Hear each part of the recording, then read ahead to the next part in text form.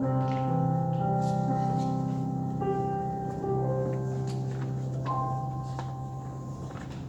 the name of God, Creator, Redeemer and Sustainer. Amen. Would you like to sit? Today's Gospel reading is part of what we call the Sermon on the Mount. If we look back a few verses to the beginning of chapter 5 of Matthew's Gospel, we read that when Jesus saw the great crowd of people following him, he went up the mountain, sat down, and everyone gathered around to listen to him. In this section, Jesus tells his listeners, "You are the salt of the earth, and then you are the light of the world." Note that he didn't say, "You must try really, really hard to be salt and light in the world." He said, "You are the salt of the earth. You are the light of the world." That's good news. Just as salt can bring out flavour in food, we can make a great difference in the world as we do justice, love kindness, and walk humbly with our God. A little salt goes a long way. But there's more to it than that. There's more to salt than just its taste. To the original hearers of this sermon, to the Hebrew people, salt was not just something to add taste. It was survival. They didn't have refrigerators or freezers. If meat wasn't salted, it rotted quickly. Salt was what stood between food and decay, between provision and loss, between having a meal and going hungry. So when Jesus calls people the salt of the earth, he's not saying you add a little flavour. He's saying you slow corruption. That's very different. Salt also meant covenant. In the Hebrew scriptures, salt shows up in sacrifices and agreements. A covenant of salt meant permanence, faithfulness, something binding and serious. Salt sealed promises. It said, "This is not temporary. This will not spoil. I am not backing out." Which means being salt was never about being a bit flexible or agreeable. It was about being steady, loyal, the kind of presence that holds things together when everything else starts falling apart. Also, salt was valuable. Today you can buy salt cheaply in any supermarket, but not then. It was traded, guarded, measured. Roman soldiers were sometimes paid in salt, which is where we get the phrase, "You're worth your salt." So when Hebrew people heard salt, they heard worth, cost, and importance. Another thing about salt is it stings. Salt on a scratch or a cut hurts, but it also cleans and preserves, and it absolutely does not feel gentle. Which means being the salt of the earth was never a call to be nice people. Sometimes salt is uncomfortable.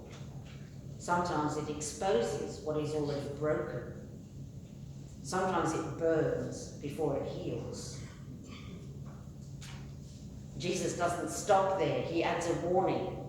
If salt loses its saltiness, it's useless. Not because it tastes boring, but because it can no longer do the one thing it exists to do. So to the listeners on the mountain, this wasn't flattery, a nice thing to say of Jesus. It was responsibility. You matter because you preserve. You are needed because you slow decay. You exist to help keep things from spoiling completely. That's what salt meant to them. And once we hear it this way, the verse stops being about being nice people and starts being about faithfulness in a world that naturally falls apart. How about being the light of the world? What might that have meant to people listening to Jesus that day? Imagine living in a world with no electricity, no electric or battery light. Your only light comes from little oil lamps. Only rich people could afford a lot of lamps and the oil to burn. We can safely go out during the hours of darkness because we have street lamps and headlights on our cars and bikes. For much of human history, darkness meant danger. When we have a power cut or if we go camping, we learn to rely on candlelight or torchlight. It's gentler and softer. Just as one little candle or torch or oil lamp can light up a room, so each individual's life makes a difference in the world. And just as a great chandelier can light up a big space, so the worshipping community can shed light much further when they are together. We are called to go into the dark spaces, bringing Christ's light to the places where people suffer and struggle and are fearful. We're also called to enter into our own dark places, to expose our deepest, darkest thoughts, our guilts and fears, to the light of God's forgiveness. We must discover where light needs to shine in our own hearts. There is darkness in life, we would all agree. The world often seems dark and broken, and Jesus encourages us to bring out the light of the good news, which draws people to its warmth and radiance. This is the mission of the church, and always has been, to shine the light of Christ in the world. It was Archbishop William Temple who famously said, "The church is the only organisation on earth that exists for those who are not its members." Is that the way we think about our church? It's all too easy to believe that the church, at least our local church, exists for us. After all, we do all the work of maintaining the buildings, giving our money and time, volunteering, fundraising, doing all the many jobs needed to keep a parish functioning and able to offer worship and more. However, that isn't the only way Jesus saw his followers being salt and light in the world. He wants us to fulfill the law, to love the Lord our God with all our heart, mind and soul, and our neighbours as ourselves.